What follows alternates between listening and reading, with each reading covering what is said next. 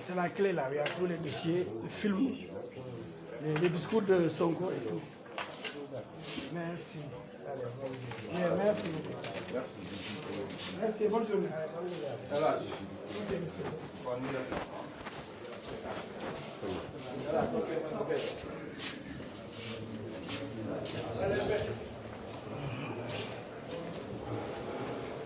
D'accord, yéen waa Mbour TV yéen a am vous avez suivi en direct dépôt plainte maître nous sommes en direct déposé ngeen plainte xam naa fii dañuy traité non non mën nañu wax.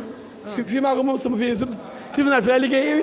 léegi déposé nga plainte. waaw xam nga ne cooli bëri woon na lool waaye lu jot yomb ñun nag kenn mënuñu terroriser naa ñu du ngeen déposé plainte ñun ñoo seet heure bu ñu neexee ñun xoolal ñun kenn moomuñu ñun suñu xam-xam la ñuy wéyee xool temps bi gën ci ñun pour déposer plainte ndax commission d'enquête parlementaire da doon saytu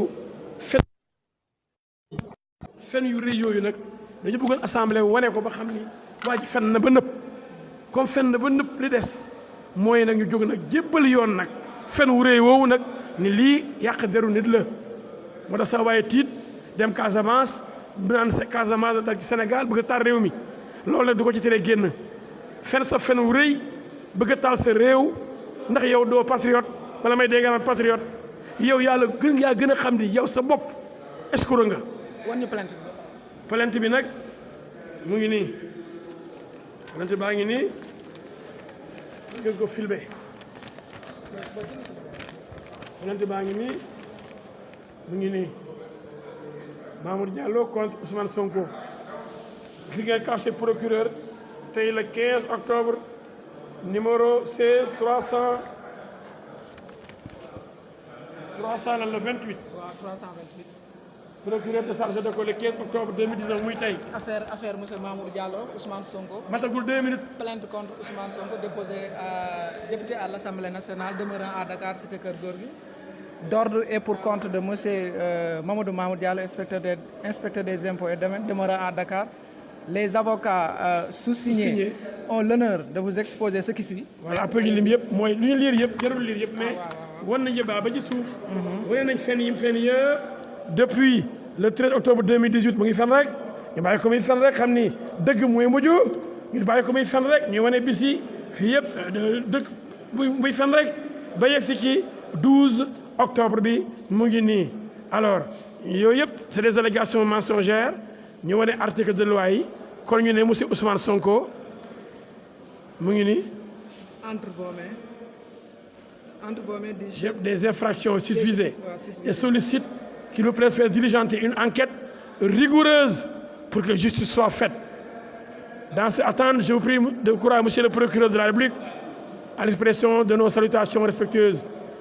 Avocat yi ko signé maître Abdou Dialy Kane, maître Sayer Lo Thiam, maître El Hadji Moustapha Diouf. donc kon pool bi 3 avocats la. pour le moment am na ñeneen ñu tukki maître Sow Gabi mu ngi maître Padano ak yeneen avocats yu bëri mais nekk ñu fi tey mais ñett ñi daal signé nañ ko le 15 octobre bis di tey dugal nañ ko matagul juróomi minute. d'accord à l'instant sur Mbour TV. waaw dafa ñu waxoon ni duñ ma Ousmane Mamour Diallo du ma sa déposer plainte du ma sa porter plainte ndax bu ko defee musiba am ndax xam na ni nekkul ci dëgg ma ne sama gars yi ñoo ñëwee yàlla waaye xamuñ ne yàkkamte yàqule ñu yàkkamte wuñu tey nag jot na assemblée fenloo na ko bu ko justice fenloo mu dee moo tax mu dem Casamance di woy ndimbal di yow di yuuxu ndimbal moo tax boo yi tax li di ba saaga fii bay waaj a déposé naan dañuy def plainte citoyenne ban plainte citoyenne waa kër Ousmane Sonko ñëwaatoon tey déposé beneen plainte ci procureur ñi dof nañ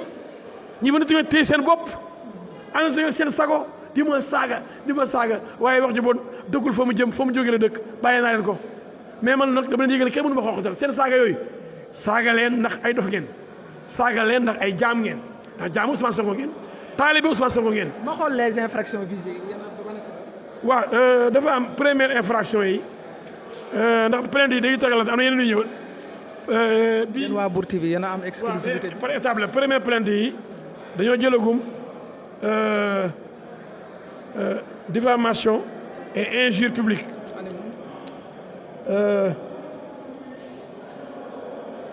Bon, diffamation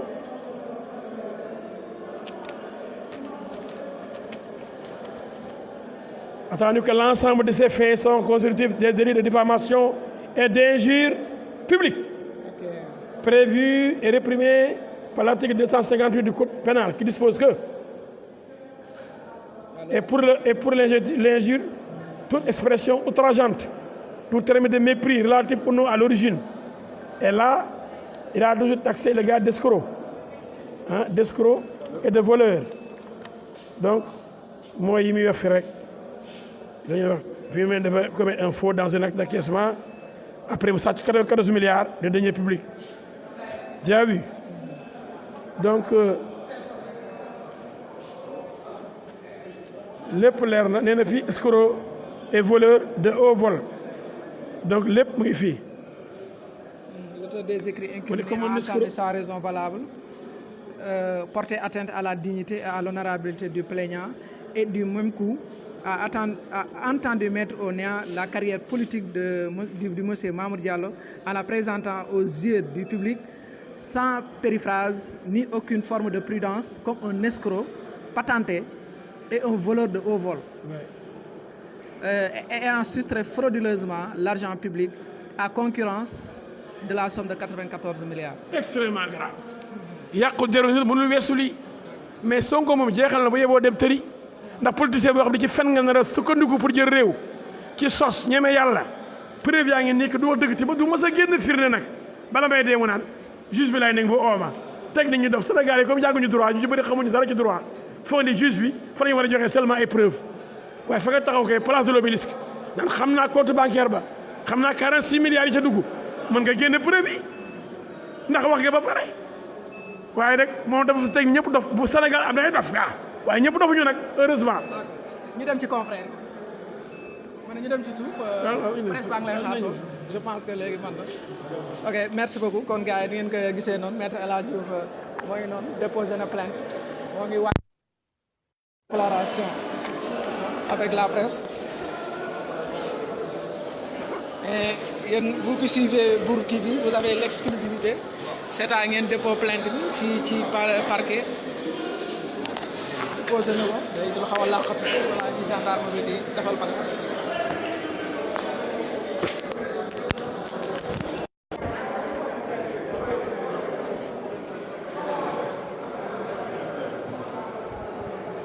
nee na qui a écrit la plainte. La plainte, 3 avocats ñoo ko signé pour le moment. Il y a maître Dialy Kane, maître El Hadj Diouf ak l'autre avocat j'ai oublié son nom mais xam naa après naa ci gars yi damay laaxatu ni de waaw laaxatu gendarme yi balaa ñu may balay balaa ñu koy waaj waxee comment dire on va vous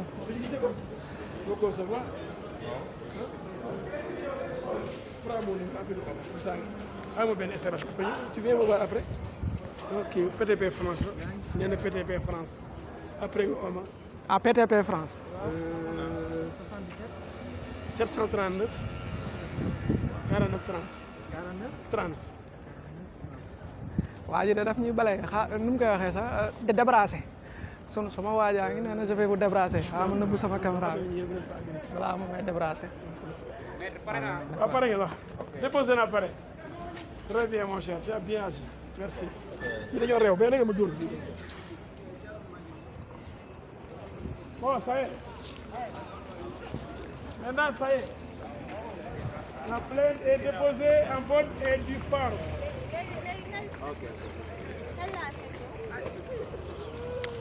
On va vous montrer la copie déchargée de la plainte. Vous avez la plainte. loolu la ñu bëgg. téema ni gaaw. ñu dem fële. bàyyi ñu dugg ñoo ngi ñëw. non ça non.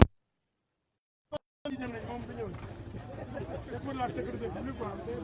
ban yi di fi xeex civilisé wu ñoom bala may def ñaar fii civilisé wu saaga rek doyal nga am nga exclusivité yow lañ doon seetaan doyal nga booy la nekkoon pour di wër citoyen seen déclaration waaw ñu nga ko delloo war ko doo sa ndey sax pour le roi bu saaga rek ko doo sa saaga moo civilisé wu su ma leen tombe dama leen saaga sa booy buur doyal nga waay yaa ngi exclusivité mais buur de am na exclusivité ñun fee lañ nekk di seetaan buur moom il a est-ce que buur moom lañ doon seetaan ñoo ngi toogoon fii da ngeen daal vous êtes trop fort wax naa ne ngeen ñëw ñëwu leen Mais c'est na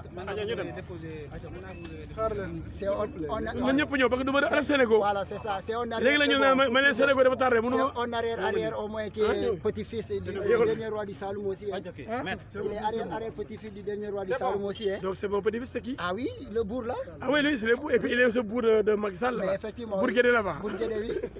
bi mooy original bu Guédé. yow yaa original bi tu as bien fait Maître Sédé, ah faux la false vous avez finalement déposé la plainte. pourquoi finalement c'est nous qui choisissons notre agenda c'est nous qui décidons de déposer à la date qui nous convient. Ce ne sont pas les terroristes sénégalais. Sonko et acolytes qui nous imposent leur calendrier. Ils ne pourront jamais nous imposer leur volonté. Et j'avais dit, et je vous l'avais promis, que j'allais déposer une plainte aussitôt après la plénière de l'Assemblée nationale sur les accusations graves portées sur mon client Mamour Diallo, par le monstre Ousmane Sonko. Cette plainte a été déposée aujourd'hui,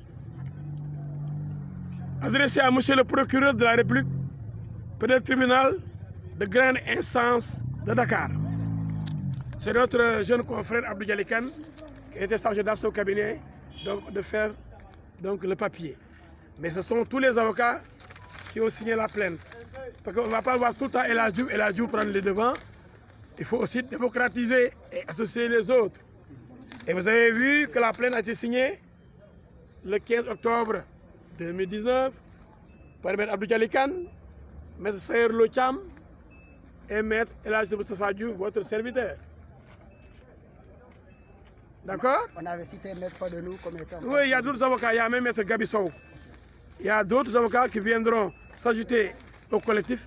Et il y a d'autres plaintes qui viendront compléter. Il y a des plaintes complémentaires. Qui vont viser. Toujours Ousmane Sonko. Sur quelle affaire?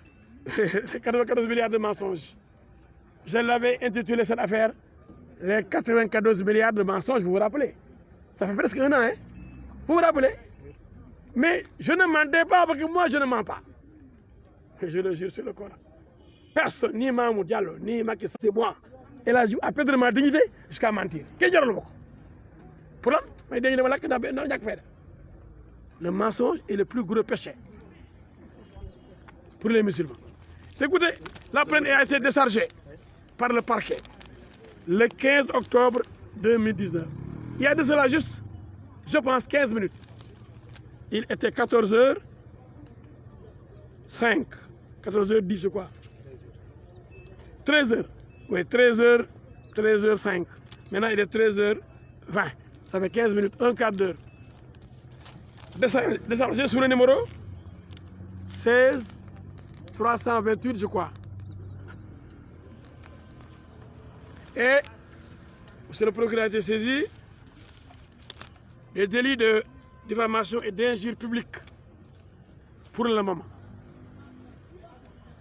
Parce que nous voulons faire très mal. Il y a une succession de plaintes. C'est ça qu'il mérite, jusqu'à son arrestation et son emprisonnement. Mais ce qui est plus important, c'est que la plainte soit déposée. Parce que l'honneur, comme on l'a dit, de Mamour Diallo, l'honneur de Mamour Diallo, la considération de Mamour Diallo, la dignité de Mamour Diallo ont été largement entamées. Il a subi un lourd préjudice moral professionnel, politique. L'intention de nuire est manifeste. Et la diffamation est définie comme toute allégation mensongère tendant à nuire à la personne en portant atteinte à son honneur, à sa dignité et à sa considération. Cela est incontestable. L'injure publique a été visée aussi. Parce qu'il a traité, Ousmane Sonko a traité Mamour Diallo d'escroc et de voleur. Et c'est le voleur qui crie au voleur.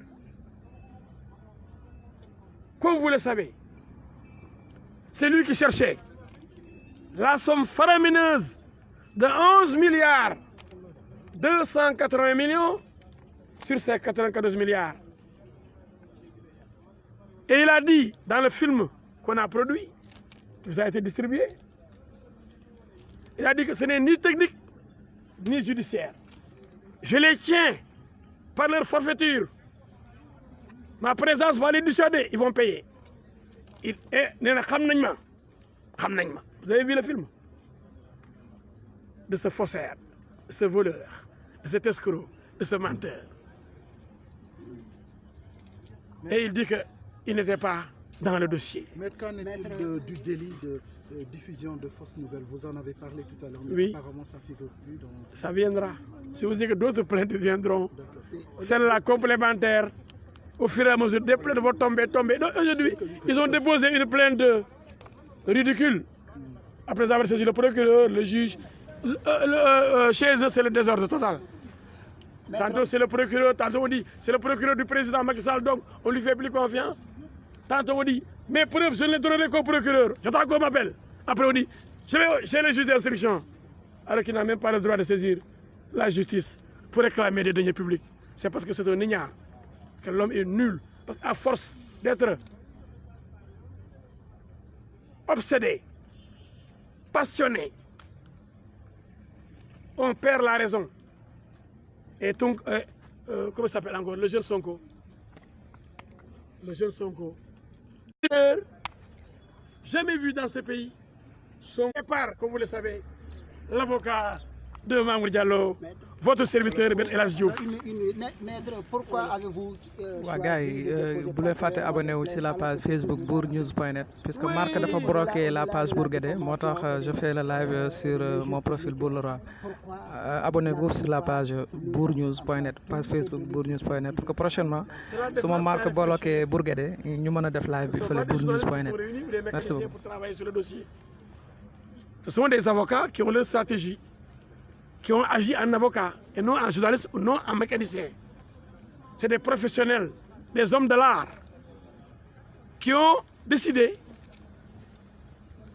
de faire le meilleur travail possible pour non seulement démonter pièce par pièce les mensonges de Sonko, mais pour le fatiguer, pour l'avoir, pour le massacrer, pour le déshabiller, pour le faire punir, parce qu'il mérite une punition exemplaire, à la dimension de l'affront, à la dimension du mensonge, à la dimension de l'escroquerie, à la dimension du tort causé et à Mamour Diallo et au peuple sénégalais, de la part d'un imposteur.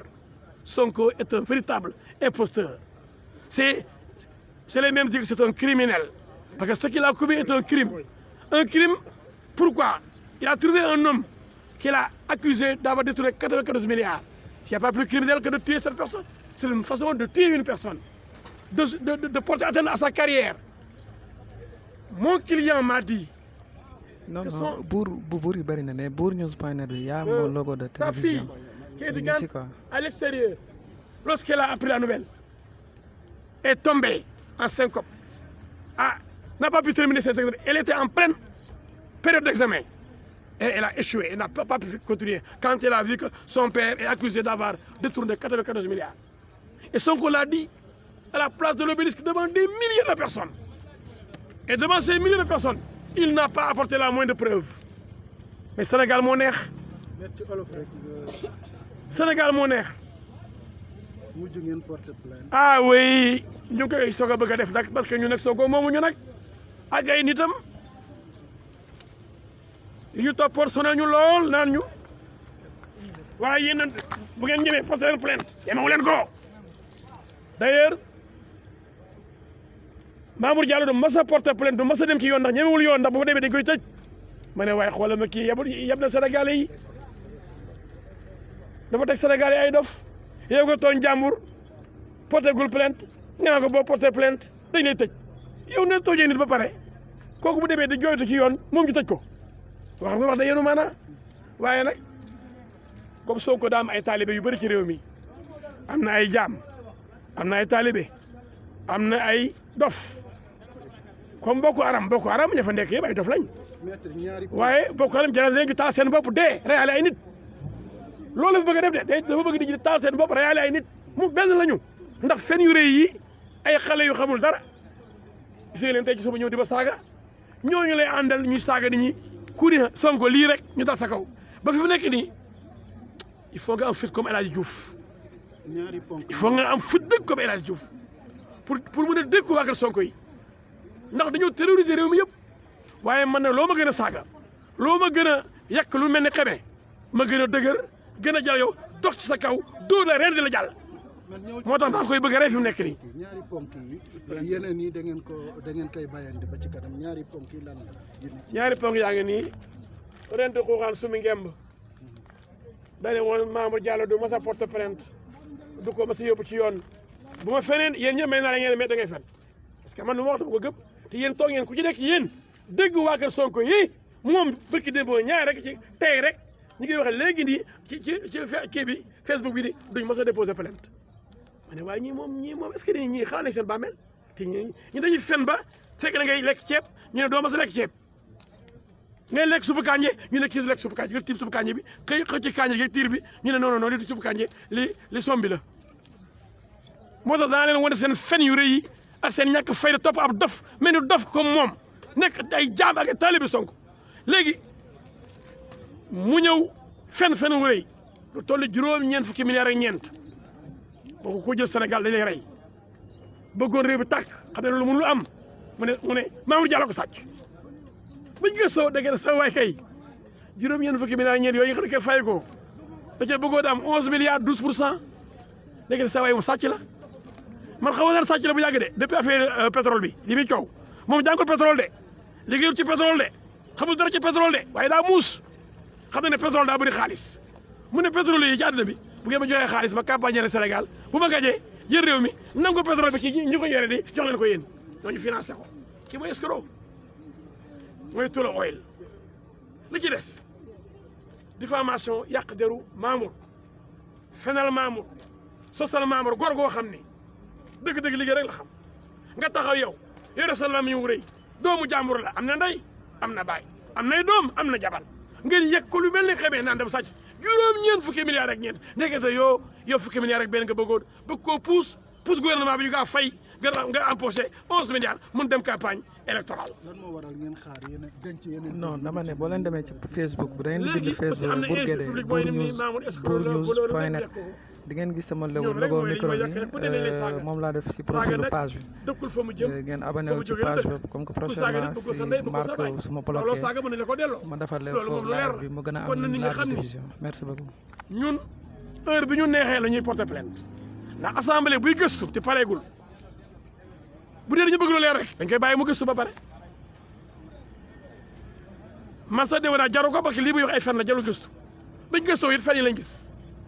neewoon naa ne 94 milliards de mensonges keroog café de Rome daaw 2018 la ko waxoon 94 milliards de mensonges assemblée jarul ko woon muy seet bi mu seetee gisul dara tous nada preuve yi ne am na ko mënu ko jox assemblée mënu ko jox tribunal fen rek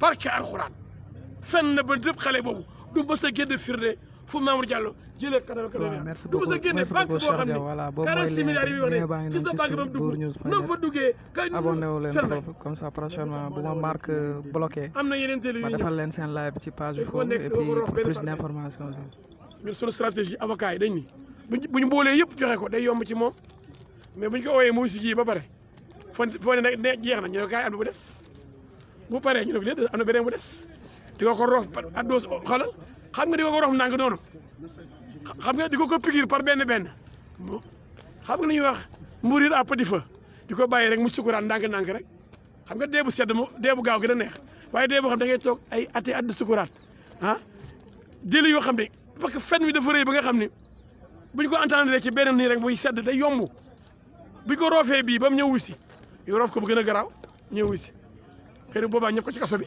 yu roof ko beneen xam nga day daal di neex waaye doo jël sa arme yëpp dóorandoo yëpp benn yoon arme yi ngay am da nga koy dóor je retiens la défense retient doo jóoyee li nga am yëpp ko def ko ci benn combat bi ah non après looy amati benn kii dañ ko bëgg di ko cor di ko gor ndax fenkat bu rëy du ma rek cor.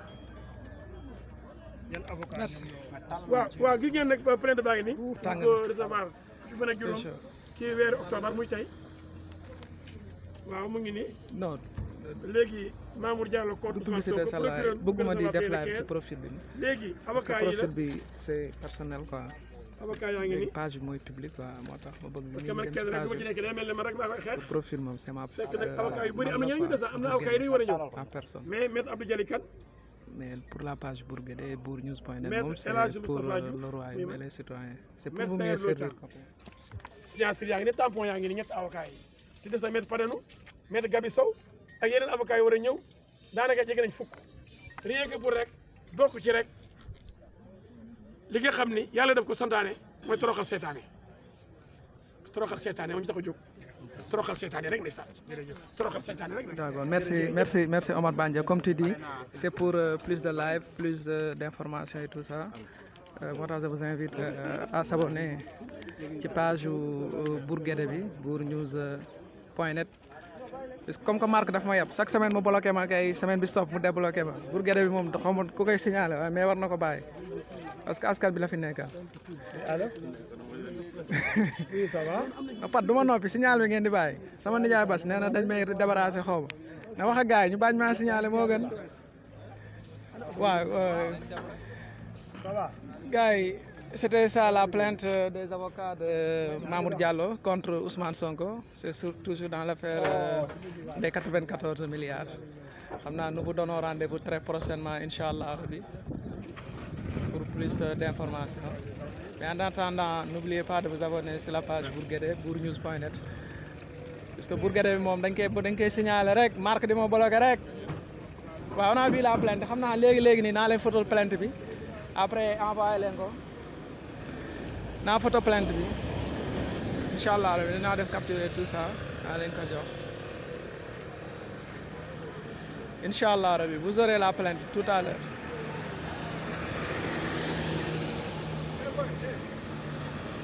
waaw incha allah waaw ba ci kanam Bourguédé la woon Bour-le-Roi en direct au palais de justice de Dakar pour l'affaire des deux plaintes, la plainte citoyenne et la plainte de Mamour Diallo contre Ousmane Sonko, toujours dans l'affaire des 94 milliards. Ok, merci beaucoup et à très prochainement.